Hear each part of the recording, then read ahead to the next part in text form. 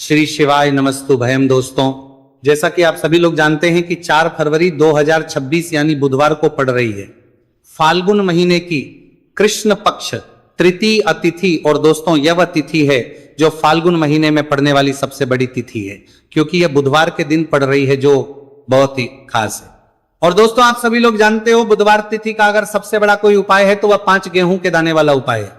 तो दोस्तों, इस बुधवार तृतीया तिथि के दिन आप लोगों को इस वाले उपाय को जरूर करना है। बहुत सारे लोग होंगे जिन लोगों ने इस उपाय को ना किया हो, मतलब पूरा साल निकल गया, उन्होंने किसी भी दिन इस 5 गेहूं के दाने वाला उपाय को ना किया हो।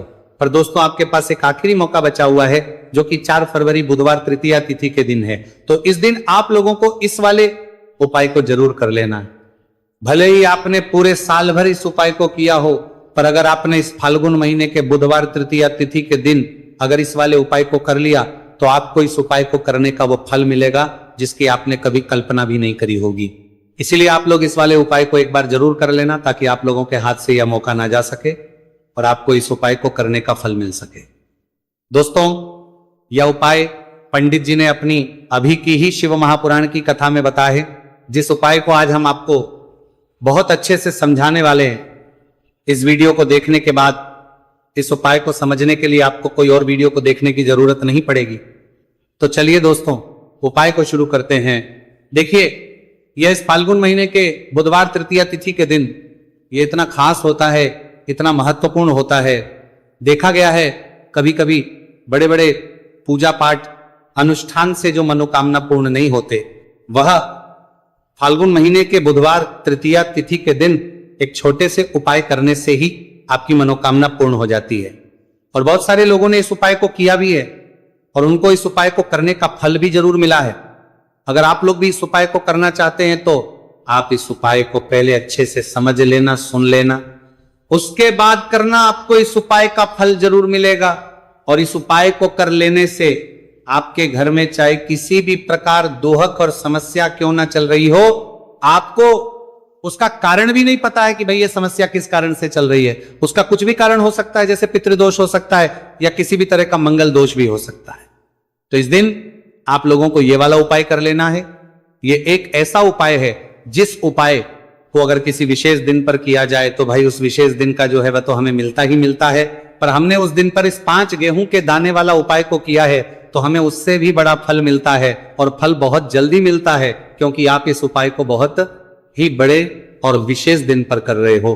तो चलिए अब उपाय के बारे में बात करते हैं, लेकिन उससे पहले आप लोगों को यह जानना आवश्यक है कि आखिर ये उपाय किस समय करना है, किसको करना है और कैसे करना है।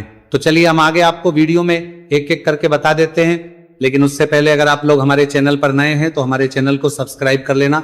इस वीडियो को लाइक करके कमेंट बॉक्स में श्री शिवाय नमस्तु भयम ओम नमः शिवाय जरूर टाइप कर देना। तो दोस्तों, इस 5 गेहूं के दाने वाला उपाय को हमें इस बुधवार तृतीया तिथि के दिन कैसे करना है, किसको करना है, किस समय करना है और कहां पर करना है, ये सारे सवालों के जवाब आपको इस वीडियो में मिल जाएंगे।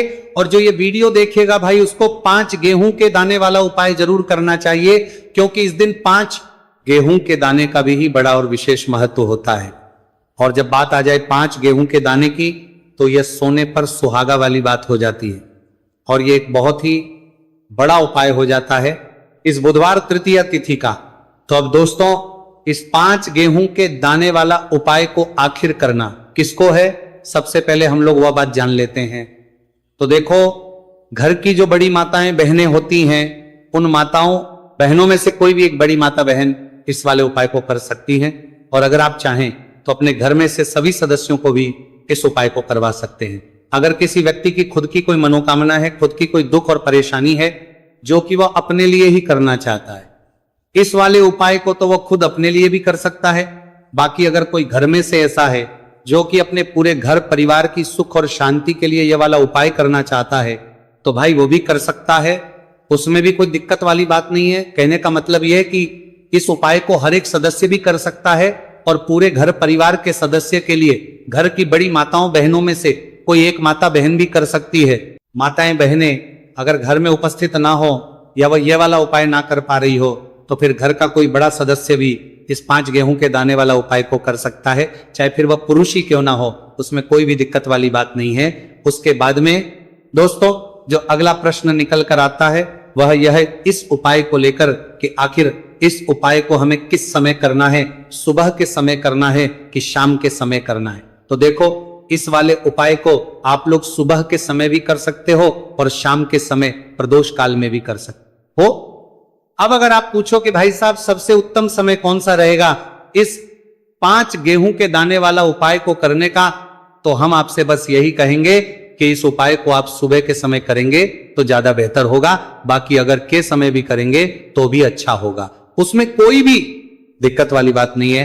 तो आप दोस्तों, जो अगली सबसे बड़ी और महत्वपूर्ण बात आती है वह यह आती है कि सुबह अगर हम उपाय को करेंगे तो हमें कितने बजे से लेकर कितने बजे तक के बीच में करना है, और शाम के समय प्रदोष काल में करेंगे तो हमें कितने बजे से लेकर कितने बजे के बीच में करना है। सुबह जितनी जल्दी हो सके आप उपाय को करने की कोशिश करना।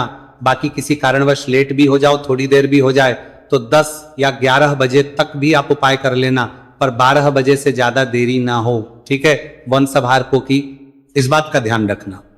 उसके बाद में दोस्तों, अगर शाम के समय प्रदोष काल की बात करें, प्रदोष काल का जो समय है होता है वो शाम के 6 बजे से शुरू हो जाता, मतलब शाम के 6 बजे से लेकर 7 बजे के बीच का जो समय होता है, यह समय प्रदोष काल का समय होता है। इस उपाय को 7 या 8 बजे के बीच में भी कर सकते हो, मतलब शाम के 6 बजे से रात 8 बजे के बीच में आप कभी भी इस वाले उपाय को करते हो, उसमें कोई भी दिक्कत वाली बात नहीं है। परंतु बुधवार तृतीया तिथि के दिन कोशिश करना कि समय के अंतर्गत ही कर लो। किसी कारणवश ना कर पाओ तो थोड़ा देरी से भी कर सकते हो, आपको उपाय का फल जरूर मिलेगा। देखिए, गुरुदेव ने बताया है कि जो प्रत्येक महीने पंचमी की तिथि आती है वह हमारे जीवन से सारे संकटों को दूर करने के लिए बहुत ही खास होती है। तो देखिए, आज के इस पूरे वीडियो में हम आपको गुरुदेव बताए गए 2 से 3 बहुत ही चमत्कारी उपाय बताने वाले हैं। ये तीनों ही उपाय आपके जीवन के सारे संकट और समस्याओं को समाप्त करने वाले हैं। तो चलिए दोस्तों, जान लेते हैं गुरुदेव द्वारा बताए गए सबसे पहले चमत्कारिक और विशेष उपाय के बारे में। तो देखिए दोस्तों, इस उपाय को करने के लिए सबसे पहले तो आपको मात्र 5 गेहूं के दाने लेने होंगे, और इसी के साथ में आपको 1 लोटा जल लेना है। देखिए, जल आपको तांबे के पात्र के अंदर लेना है, और विशेषकर ये जो जल है आपको अपने घर से ही लेना है। अब देखिए दोस्तों, इसी के साथ में आपको जो आपने 1 लोटा जल लिया है, इसमें आपको मात्र 1 गुड़ का टुकड़ा भी मिलाना है। पूज्य गुरुदेव ने बताया है कि जब भी हम ये गुड़ का टुकड़ा इस पात्र के अंदर डालते हैं तो ये हमारे जीवन के कई प्रकार के दोषों को समाप्त करने के लिए होता है। देखिए, ये जो जल है हमारे जीवन से वास्तु दोष, काल दोष और पितृ दोष को समाप्त करने वाला है, तो इसीलिए आपको मात्र 1 गुड़ का टुकड़ा भी इस जल में मिलाना है। अब देखिए दोस्तों, मात्र इन सभी सामग्रियों को सीधे लेकर के आपको पहुंचना है भगवान शिव के मंदिर में। केवल आपको एक विशेष बात का ध्यान रखना है कि आपने जो 5 गेहूं के दाने लिए हैं ये कहीं से भी टूटे हुए खंडित नहीं होने चाहिए, इस बात का आपको विशेष कर ध्यान रखना है। देखिए, शिव मंदिर बचने के बाद सबसे पहले तो आपको अपना मुख उत्तर दिशा में कर लेना है तथा दक्षिण दिशा में आपको बैठ जाना है। लेकिन शिव मंदिर में यदि भीड़ अधिक है तो फिर आप किसी भी दिशा में बैठकर इस उपाय को कर सकते हैं। देखिए, इस उपाय को करने के लिए सबसे पहले तो आपको एक कार्य करना है। आपके पास जो 5 गेहूं के दाने हैं इन्हें आपको अपने हाथ में लेना है, और आपने जो ये गुड़ से युक्त जल तैयार किया था, ये जल आपको इन गेहूं के दाने पर डालना है।